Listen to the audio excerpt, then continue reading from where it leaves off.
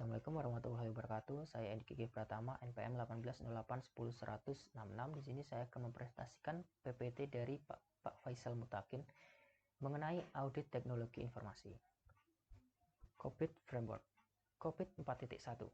COBIT atau Control Objectiveness for Information and Related Technology dipublikasikan oleh IT Governance Institute atau ITGI pada tahun 2007.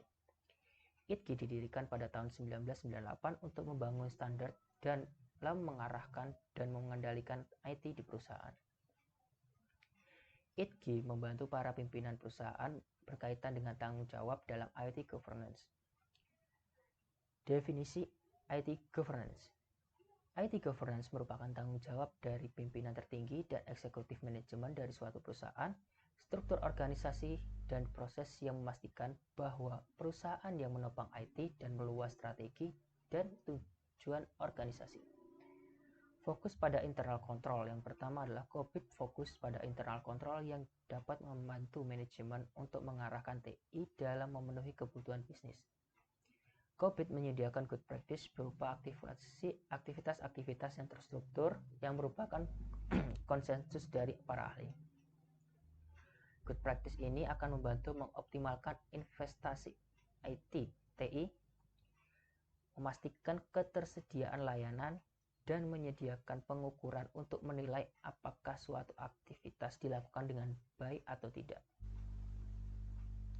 Apa saja yang bisa dilakukan oleh COBIT? Yang pertama adalah meningkatkan efisiensi dan efektivitas TI. Yang kedua, membantu untuk memahami kebutuhan bisnis. Yang ketiga adalah menyediakan praktek-praktek yang baik untuk memenuhi kebutuhan bisnis seefisien mungkin. Yang keempat, menjamin keselarasan bisnis dan TI. Yang kelima, membantu eksekutif untuk memahami dan mengelola investasi TI. Yang keenam, menyediakan metode untuk menilai sejauh mana layanan TI memenuhi kebutuhan bisnis dan menghasilkan manfaat sebagaimana yang diharapkan. Yang ketujuh adalah membantu untuk mengembangkan dan mendokumentasikan struktur organisasi, proses, dan alat yang tepat untuk pengelolaan TI yang efektif. Yang terakhir, menyediakan seperangkat praktek yang telah diterima secara internasional untuk membantu pimpinan perusahaan meningkatkan nilai TI dan mengurangi risiko TI. Bagaimana COBIT membantu tata kelola TI? Yang pertama, memastikan bahwa TI selaras dengan bisnis. Yang kedua, memastikan bahwa TI mendukung bisnis dan memaksimalkan manfaat. Yang ketiga, memastikan bahwa sumber daya TI digunakan secara bertanggung jawab. Yang terakhir adalah memastikan bahwa risiko TI dikelola secara tepat. Manfaat mengimplementasikan COBIT. Yang pertama adalah sebagai bahasa yang umum untuk para eksekutif dan staf TI. Yang kedua, sebagai gambaran yang dapat dipahami oleh manajemen mengenai apa saja yang dilakukan oleh TI. Yang ketiga, memahami secara lebih tentang bagaimana bisnis dan TI dapat bekerja sama untuk menghasilkan manfaat. Yang keempat, keselarasan yang lebih baik dengan didasarkan pada fokus bisnis. Yang kelima, kualitas layanan TI yang lebih baik. Yang keenam, meningkatkan efisiensi dan optimasi biaya. Yang ketujuh adalah mengurangi resiko operasional. Yang kedelapan, manajemen TI yang lebih efektif. Yang kesembilan, pengembangan kebijakan yang jelas. Yang kesepuluh adalah audit yang lebih efisien. Dan terakhir adalah kepemilikan dan tanggung jawab yang jelas dengan didasarkan pada orientasi proses. Selanjutnya adalah area fokus IT governance. Area fokus IT governance sendiri dibagi menjadi 5. Ada strategic alignment, value and delivery, resource management, risk management, and performance and measurement. Strategic alignment yaitu terdiri dari satu, menyelaraskan perencanaan bisnis dan TI. Yang kedua adalah mendefinisikan dan validasi usulan nilai TI.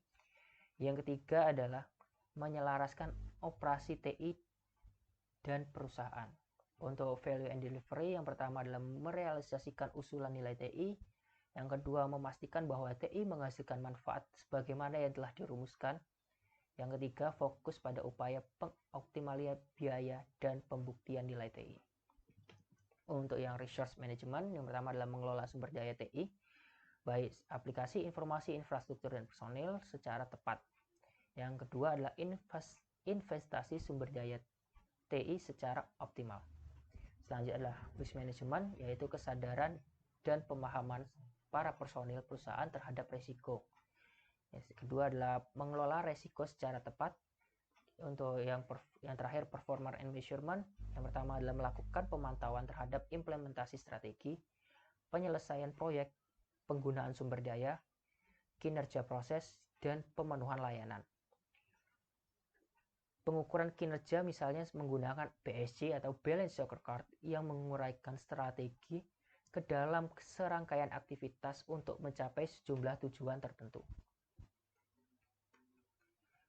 Ini merupakan komponen COVID 4.1 yang dibentuk menggunakan diagram tree yang terdiri dari business goal, IT goal and process, key activity, responsibility and accountability chart, performance and indicator, outcome measurement, maturity model, control outcome test, control objective, control design test, dan control practice. Prinsip dasar COVID. Untuk menyediakan informasi yang dibutuhkan dalam mencapai sasaran bisnisnya, perusahaan perlu melakukan investasi pengelolaan dan pengendalian terhadap atau sumber daya TI menggunakan seperangkat proses yang terstruktur untuk menyediakan layanan yang menghasilkan informasi yang dibutuhkan oleh perusahaan. Manajemen, kontrol, keselarasan, dan pemantauan. Untuk information kriteria terdiri dari business goal, governance driver, dan business outcome. Untuk IT resource terdiri dari application, information, infrastructure, and people. Untuk performance indicator terdiri dari IT process, dan outcome measurement terdiri dari IT goal. Selanjutnya adalah kebutuhan bisnis proses TI dan sumber daya TI. Dibagi ada 3, IT process, IT resource, dan business requirement. Untuk IT process dan IT resource sama seperti yang tadi. Selanjutnya untuk business requirement terbagi menjadi beberapa. Yang pertama adalah effectiveness atau efektivitas, yang kedua adalah efisiensi, yang ketiga adalah confidently, yang keempat integrity, yang kelima availability, yang keenam compliance, yang terakhir adalah reliability. Untuk kriteria informasi untuk mencapai sasaran bisnis, yang pertama adalah efektivitas atau effectiveness, yaitu informasi yang relevan dan berkaitan dengan proses bisnis serta dihasilkan dengan tepat waktu, benar, konsisten, dan dapat digunakan. Untuk efisiensi, itu merupakan informasi yang disediakan dengan menggunakan sumber daya yang optimal. Yang selanjutnya adalah kerahasiaan atau confidently, yaitu merupakan informasi yang sensitif, dilindungi dari aktivitas yang tidak berhak. Selanjutnya adalah integritas atau integrity, yaitu informasi yang akurat, lengkap, dan valid sesuai dengan nilai bisnis yang ada. Selanjutnya adalah ketersediaan atau availability, yaitu merupakan informasi tersedia ketika dibutuhkan oleh perusahaan oleh proses bisnis saat ini dan masa mendatang. Selanjutnya adalah pemenuhan atau compliance, yaitu informasi memenuhi ketentuan undang-undang, peraturan, kontrak, serta kebijakan internal organisasi. Selanjutnya adalah kehandalan atau reliability, yaitu informasi tepat untuk manajemen dalam menjalankan tanggung jawabnya. Sumber daya IT atau IT resource tadi terdiri atas 4, aplikasi, informasi, infrastruktur, dan personil, yang mana aplikasi adalah sistem otomatis maupun prosedur manual yang memproses informasi. Untuk informasi sendiri adalah data yang digunakan dalam suatu bisnis. Dan selanjutnya infrastruktur adalah teknologi dan fasilitas seperti hardware, OS, DBMS, networking, dan lain sebagainya yang digunakan untuk melakukan pemrosesan oleh suatu aplikasi. Yang terakhir adalah personil. Personil adalah orang-orang internal, outsource maupun kontrak yang terlibat dalam pengelolaan sistem dan layanan informasi tersebut. Pendefinisian tujuan TI dan arsitektur TI. Di sini ada 5, ada enterprise strategy, business goal for IT, IT goal, enterprise architecture for IT, dan IT scorecard. Untuk business goal for IT terdiri dari business requirement, governance requirement, information service, and information criteria.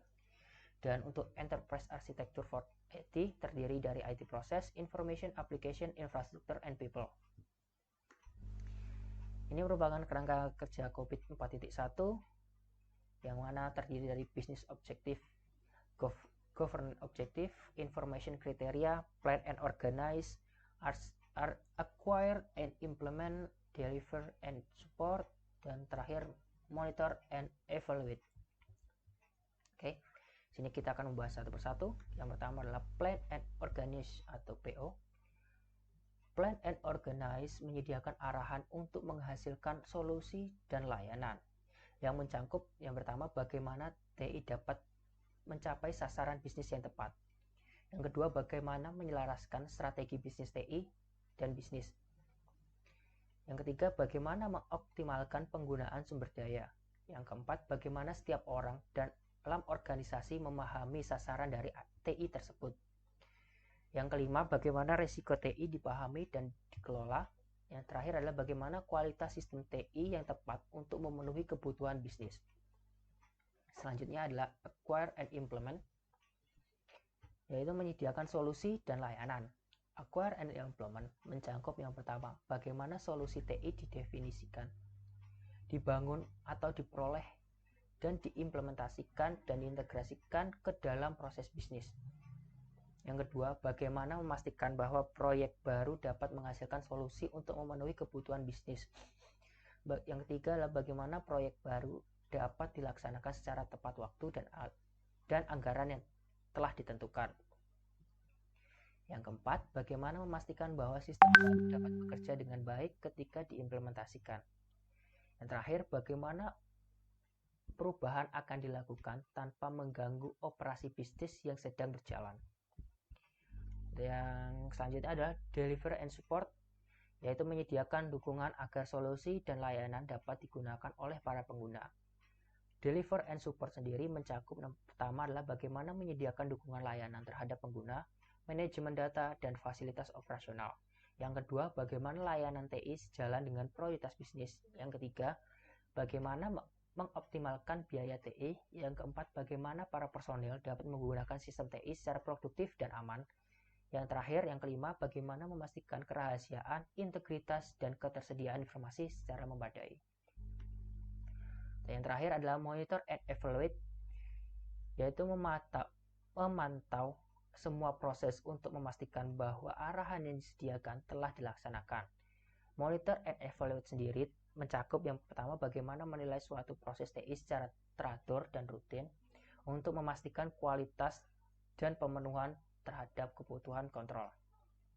Yang kedua, bagaimana pengelolaan kinerja, memantau internal kontrol, kepatuhan terhadap peraturan dan tata kelola. Yang ketiga, bagaimana mengukur kinerja TI untuk mendeteksi masalah sebelum terlambat. Yang keempat, bagaimana memastikan bahwa internal kontrol berjalan secara efektif dan efisien. Yang kelima, bagaimana menyelaraskan kinerja TI dengan tujuan bisnis dalam suatu perusahaan. Ya, selanjutnya adalah bagian tugas yang telah diberikan oleh Pak Faisal Mutakin, yaitu buat resume terkait dengan ITIL dan ISO atau IEC 27001. Yang kedua, setelah resume dibuat, kemudian dilakukan perbandingan baik ITIL dengan COVID maupun ISO 17799 dengan COVID. Ketiga, materi dikumpulkan berupa soft copy. Yang keempat, untuk soft copy dikumpulkan H-1 sebelum perkuliahan dan dikirim ke emailnya Bapak Faisal. Yang terakhir adalah file pengumpulan soft copy dikoordinir oleh Komting. Sekian presentasi dari saya, kurang lebihnya mohon maaf. Wassalamualaikum warahmatullahi wabarakatuh.